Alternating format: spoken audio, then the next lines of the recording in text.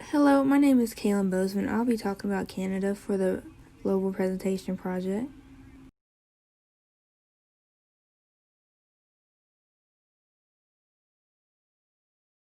First slide, I will be mentioning the population, which is 37,742,154. The yearly change from that was 331,107. And so for the providers, there are about 90,000 or more in Canada today, and the female providers have risen since 2018. And for facilities, about 1,000 facilities in Canada today, and more are being built.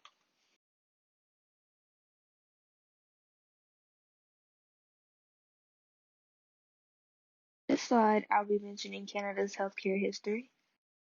The federal government passed the Medical Care Act in 1966, which offered to reimburse or cost share one half of the provincial and territorial costs for medical services provided by a doctor outside hospitals. Within 6 years, all the provinces and territories had universal physician services insurance plans. Canada made sure to provide care for the elderly. The population is growing as the years go by. Canada is committed to ensuring that it meets the diverse needs of older Canadians now and in the future. The elderly today have more choices for living, working, retiring, and staying active. This will require further policy action.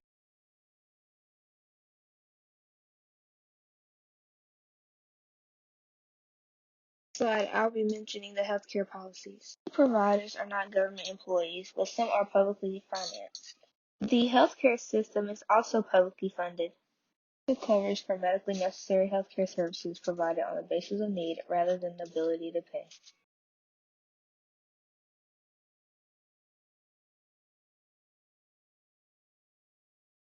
This slide is about nursing home systems, or in other words, long-term care facilities. In Canada exists under three types: public, subsidized, and private. Public and subsidized differ only in their ownership. All other aspects of funding, admission criteria, and the cost to the individual are all regulated by the provincial governments. Some facilities are completely independent from government ownership and funding. They have their own admission criteria. They must maintain certain provincial standards, and they require licensing from the ministry.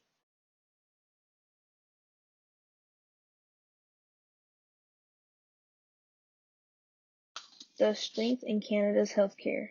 One strength is access of healthcare for everyone. Another one is education programs reduce the cost for healthcare. There's more public awareness about health risks, and these programs are funded by the government. Many veterans are looked after in elder years. Canada has excellent primary care for their citizens. And lastly, Canada has an overall B ranking for health performance and quality of life.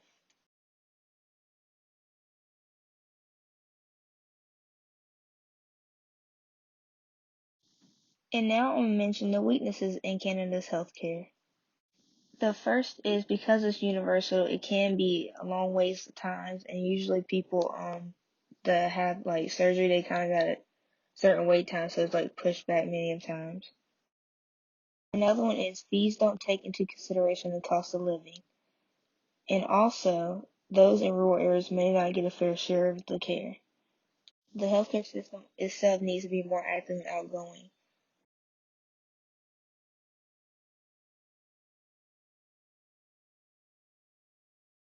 On this slide, I'm going to be talking about the current system and immigration. Firstly, Canada's universal healthcare system, is a little less universal when it comes to immigrants. You must have been living in Canada for at least 3 months to at least be eligible for Canada's universal health. But new immigrants have limited access to free medical care and will likely have to pay for some treatments or insurance. So overall, it'd be hard for an immigrant to get Canada's universal health care.